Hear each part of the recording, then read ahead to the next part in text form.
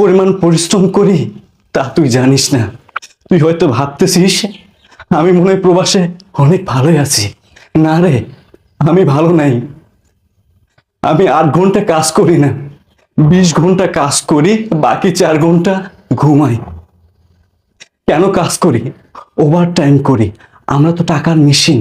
আমাদেরকে প্রবাসে পাঠানো হয়েছে টাকা ইনকাম করার জন্য। আমরা টাকা ইনকাম করতে গেছি। এই আমি দিনের পর দিন, মাসের পর মাস, বছরের পর বছর প্রবাস নামক জেলখানায় পড়ে আছি। কেন রে?